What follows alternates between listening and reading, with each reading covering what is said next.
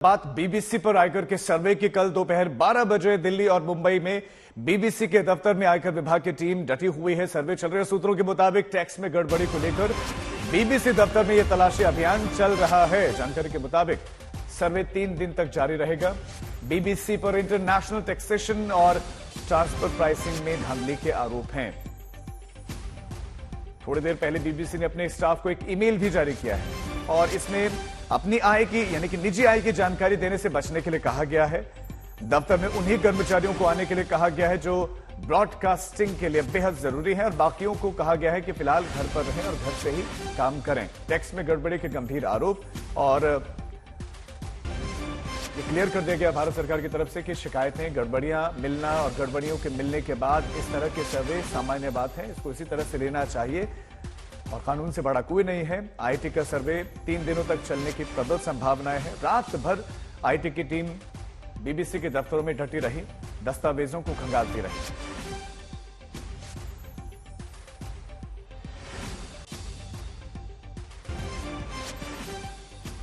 पारस दामा मेरे सहयोगी इस वक्त मुंबई से जुड़ गए हैं तमाम जानकारी के साथ और बीबीसी दफ्तर के बाहर से ऐश्वर्या पालीवाल मेरी सहयोगी जुड़ गई हैं। ऐश्वर्या, देखिए आज दूसरा दिन है इस कार्रवाई का, लगातार इसे कार्रवाई का नाम दिया जा रहा है, सर्वे कहा जा रहा है, रेड शब्द के इस्तेमाल से परहेज है।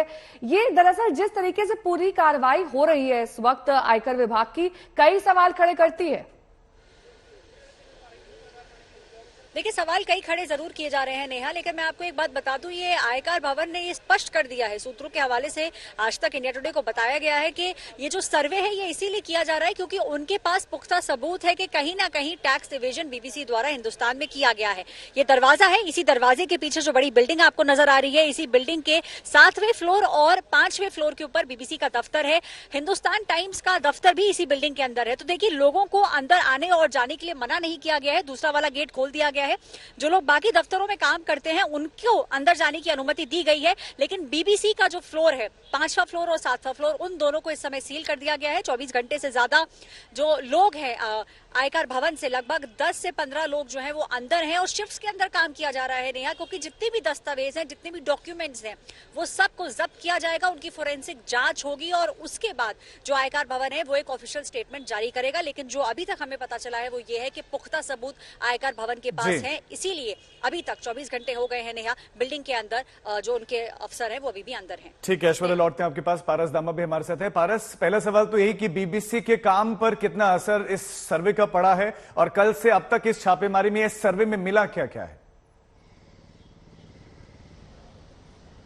लगातार 23 घंटे के ज़्यादा का समय हो गया है। जो सर्वे है वो लगातार कंडक्ट किया जा रहा है। तकरीबन 7 लोगों की आईटी डिपार्टमेंट की टीम जो है इस बीबीसी ऑफिस में मौजूद है, जो मुंबई के सांता क्रूज इलाके में स्थित है। पीछे तस्वीरें देख सकते हैं आप, ये वही बिल्डिंग है जहां पे बीबीसी का कार्यालय है। बीबीसी के कार्यालय में तकरीबन 300-400 लोग अभी यहाँ काम कर रहे थे। ऐसे में कल जब ये सर्वे शुरू हुआ तब जो एडिटोरियल डिपार्टमेंट के लोग थे उनको घर भेज दिया था। जब सर्वे शुरू हुआ तब फोन जब्त किया गया था, उनसे बातचीत की गई थी और उसके बाद उनको वर्क फ्रॉम होम करने के लिए भेज दिया गया, उनको घर भेज दिया गया था। आज भी ऐसा ही है, जितने भी लोग एडिटोरियल डिपार्टमेंट के हैं उन लोगों को घर से काम करने की हिदायत दी गई है, वर्क फ्रॉम होम करने कहा गया है। मगर जो फाइनेंशियल डिपार्टमेंट के लोग हैं जिनका इलेक्ट्रॉनिक डिवाइस जो है वो जब्त किया गया है, उसको खंगाला जा रहा है, वो फाइनेंशियल डिपार्टमेंट के लोग अभी भी अंदर हैं, वो एम्प्लॉयज अभी भी अंदर हैं और बाकी के डॉक्यूमेंट्स हो गए, जो कीवर्ड्स हैं, कुछ एक महत्वपूर्ण कीवर्ड्स हैं वो आईटी डिपार्टमेंट द्वारा सर्च किए जा रहे हैं, जैसे कि टैक्स एवेशन,